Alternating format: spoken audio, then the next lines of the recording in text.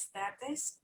Eh, Mi nombre es Paula Alejandra Velandia García, terapeuta ocupacional, y el día de hoy quisiera hablarles un poco acerca del libro El hombre que confundió a su mujer con un sombrero, de Oliver Sacks. Hablando un poco del autor, él nació en Londres en 1933, vivió en New York y falleció en el 2015. Él era profesor de neurología clínica en el Albert Einstein College de New York. Una de sus obras fueron los ensayos de migraña, despertares, con una sola pierna, veo una voz, un antropólogo en Marte, la isla de los ciegos al color, musicofilia, los ojos de la mente y el río de la conciencia. Eh, Hablando de las características generales de este libro, se enfoca en relatos clínicos ricos en contenido humano. Son relatos o historias naturales de personas que comparten sus experiencias mientras que afrontan su enfermedad y luchan por sobrevivirla. Este libro tiene algo peculiar y es que se halla en una tradición antigua, la decimonóica, que habla Luria, del primer historiador médico Hipócrates, y esa tradición universal y prehistórica por la que los pacientes siempre han explicado su historia a los médicos. Bueno, este libro o estas historias, estos relatos, se dividen en cuatro fases. La fase de la pérdida, de los excesos, los arrebatos y el mundo de los simples. Hablando un poco de las pérdidas.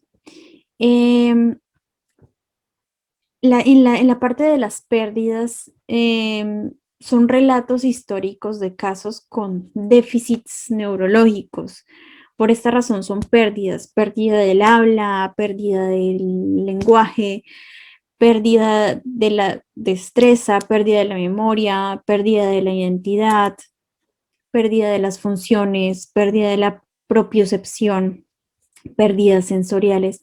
Y aquí nos muestran en cada una de esas historias cómo con estas pérdidas los pacientes aprenden a vivir o a sobrevivir en un mundo normal, ¿no? Con sus pérdidas, sus problemas, sus déficits.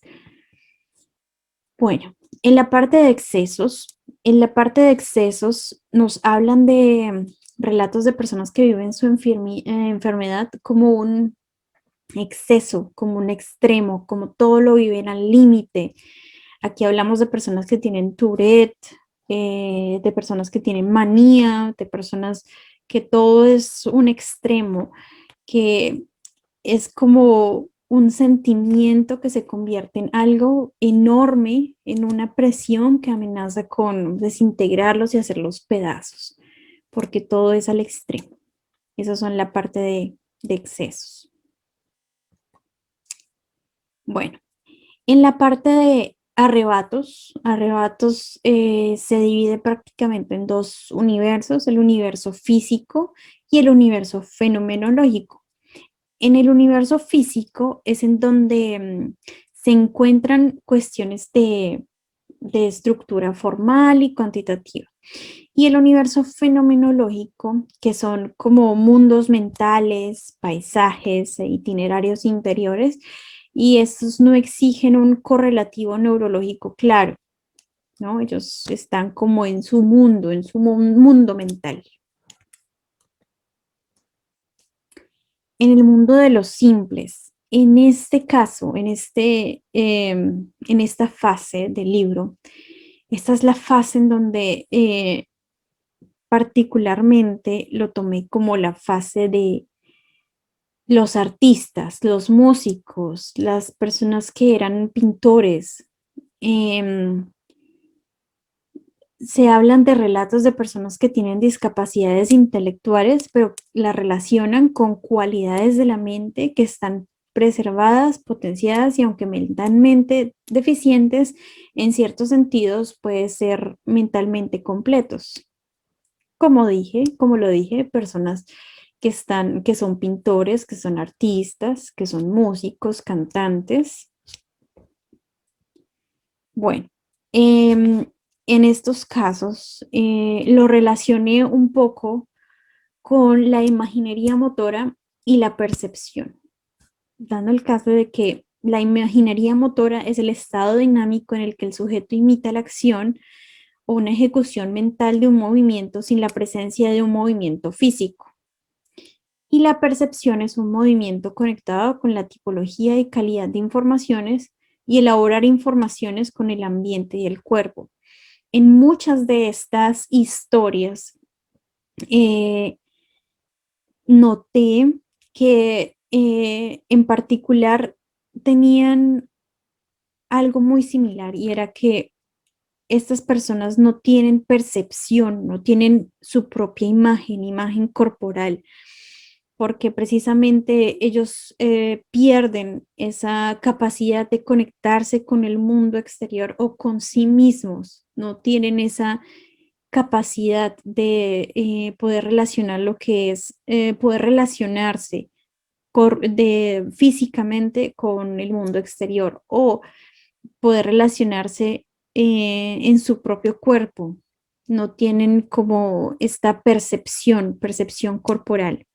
Entonces, por esta razón, relacioné estas dos partes. Bueno, en conclusión, el libro nos habla, se enfoca mucho en la historia de la persona y eso es lo lindo de este libro, que se enfoca tanto en la historia como en su entorno social, emocional, qué es lo que hace la persona, em, cuáles son sus actividades, sus rutinas, y no se enfoca en la enfermedad, o sea, no marca a la persona con una enfermedad, no la estigmatiza con una enfermedad, sino que va más profundo, eh, indaga más allá acerca de qué es lo que pasa, cómo esta persona vive su enfermedad, cómo hace para sobrevivir, cómo cuáles son sus rutinas o cómo se ha adaptado a través del tiempo para poder pues lograr mm, mantener su vida o para lograr vivir con su enfermedad o con su problema. Entonces, como conclusión lo tomé. Como terapeutas debemos también enfocarnos en la historia del paciente. eh, Cuáles son sus rutinas, qué es lo que le gusta hacer, cuáles son sus hobbies, con quién vive, dónde vive, cuál es su entorno social, cuál es su entorno físico, si es en ciudad o si es en campo, qué es lo que le gusta hacer, también sus miedos, ¿no? ¿Cuáles son sus miedos? A esto me refiero, a que indagando más allá, más profundamente, eh, qué es lo que ha vivido el paciente o cuáles son sus experiencias o cuáles o vividas anteriormente, pasadas, o cuáles son sus experiencias ahora, cómo vive su enfermedad, cómo ha aprendido, qué ha aprendido acerca de su enfermedad. Entonces allí podemos hacer un mejor tratamiento, claro, utilizando la terapia neurocognitiva, la imagen motora y por supuesto la percepción en referencia a las experiencias vividas por el paciente. Y por eso me gustó mucho este libro. Lo he leído varias veces porque cada vez que lo leo aprendo un poco más. Oliver Sacks nos deja un mensaje más o me deja un mensaje más y por esta razón recomiendo este libro. Muchísimas gracias por su atención y hasta luego.